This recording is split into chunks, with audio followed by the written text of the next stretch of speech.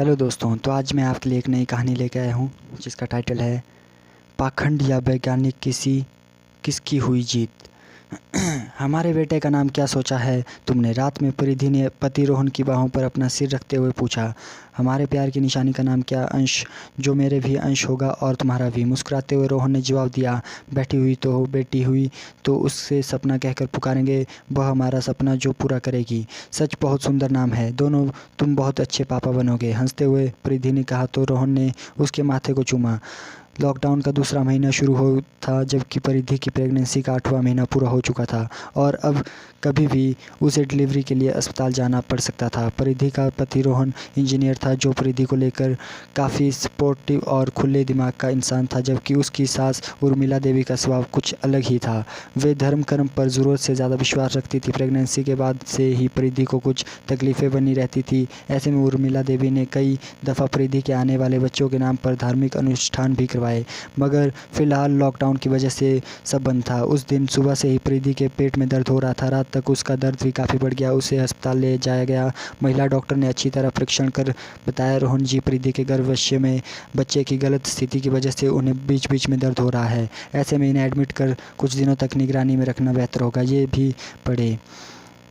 शुक्रिया श्वेता दी। आखिर क्या हुआ अंकिता और श्वेता के बीच? जो जैसा आप उचित समझिए, कहकर रोहन ने परिधि को एडमिट कर दिया और उर्मिला देवी ने डॉक्टर की बात सुनी तो तुरंत पंडित को बुलवा भेजी। पंडित जी, बहू को दर्द हो रहा है, उससे स्वस्थ बच्चा हो जाए और सब ठीक हो, इसलिए कुछ उपाय बताइए। अपनी बहू को अब बल डालते हुए पंडित जी ने कुछ देर सोचा, फिर बोला, ठीक है, एक अनुष्ठान करना होगा, सब अच्छा हो जाएगा। इस अनुष्ठान में करीब 10,000 का खर्चा आएगा, जो आप रुपए की चिंता न करें, बस सब चंगा कर दे। आप बताएं कि किन चीज़ों का इंतज़ाम करना होगा। पंडित जी ने एक लंबी सूची तैयार की, जिसे लाल और पीला कपड़ा, लाल धागे, चावल, घी, लौंग, कपूर इत्यादि मांगा। उर्मिला देवी ने मोहल्ले के परिचित परचून की दुकान से वे चीज़ें खरीद ली। कुछ चीज़ों घर में मौजूद थी। सारे सामानों के साथ उर्मिला देवी पंडित को लेकर अस्पताल पहुंची तो अस्पताल की नर्स और कर्मचारी हैरान हो गए। उन्होंने रिसेप्शन पर रोक दिया और मगर उर्मिला देवी बड़ी चालाकी से पंडित को विजिटर बनाकर अंदर ले गई। उर्मिला ने देवी से पहले परिधि के प्राइवेट पार्ट में शिफ्ट कर लिया। कमरा बंद कर अनुष्ठान की प्रक्रिया आरंभ कर दी गई। बाहर घूम रही नर्सों को इस बाबत पूरी जानकारी थी कि अंदर क्या चल रहा है, मगर उनके पास कहने के लिए शब्द नहीं थे। उन्हें समझ नहीं आ रहा था कि इस पाखंड को कैसे रोके। दरअसल अस्पताल में ऐसी घटना कभी भी नहीं हुई। तभी सीनियर डॉक्टर के आने पर इंतज़ार कर रहे थे। तब तक करीब 1 घंटे के अंदर सारी प्रक्रिया पूरी कर उर्मिला देवी ने पंडित को विदा कर दिया। नर्स से अंदर घुसी तो देखा कि परिधि के हाथ में लाल धागा बंधा हुआ है, माथे पर दूर तक सिंदूर लगा हुआ, ज़मीन पर हल्दी से बनाई गई एक आकृति के ऊपर चावल, लौंग, कुमकुम जैसी बहुत सी चीज़ें रखी है। पास में नारियल के ऊपर एक पीला कपड़ा भी पड़ा हुआ है और भी बहुत सी चीज़ें नज़र आ रही है। स्टूपिड पीपल्स, कहते हुए एक नर्स ने बुरा सा मुँह बनाया और बाहर चली गई। उर्मिला देवी चिढ़ गई। नर्स को सुनाने की गरज से ज़ोर ज़ोर से चिल्लाकर कहने लगी, पूजा हमने कराई है, इस कलमुही को क्यों परेशानी है? इस बात को 4-5 दिन बीत गए। इस बीच परिधि को जुकाम और खांसी की समस्या हो गई, हल्का बुखार भी हो गया था। अस्पताल वालों ने तुरंत उसका कोविड टेस्ट करवाया। ये भी पढ़े, उपेक्षा कैसे टूटा अनुभव का भ्रम। उसी दिन रात में परिधि को दर्द उठा। अनाफनान में इंतज़ाम किया। सुबह ही पहले किरण के साथ उसकी गोद में एक नन्हा बच्चा खिलखिला उठा। घर वालों की खबर की गई। वे दौड़े आए, तब तक कोविड रिपोर्ट भी आ गई थी। परिधि कोरोना पॉजिटिव थी। परिधि के पति और सास को जब ये खबर दी गई तो सास ने चिल्लाकर कहा, ऐसा कैसे हो सकता है? तो हमारी बहू तो बिल्कुल स्वस्थ हालत में अस्पताल आई थी, तुम लोगों ने ज़रूर सावधानी नहीं रखी होगी, तभी ऐसा हुआ। यह कह रही हो अम्मा जी, हमने ऐसा क्या कर दिया? हमारे अस्पताल में मरीजों की सुरक्षा का पूरा ख्याल रखा जाता है, यहाँ पर पूरी सफाई से काम किए। नर्सों ने कहा तो सास उसी पर चिल्ला उठी, हाँ हाँ, गलत तो हम ही है, कहाँ रहे हैं?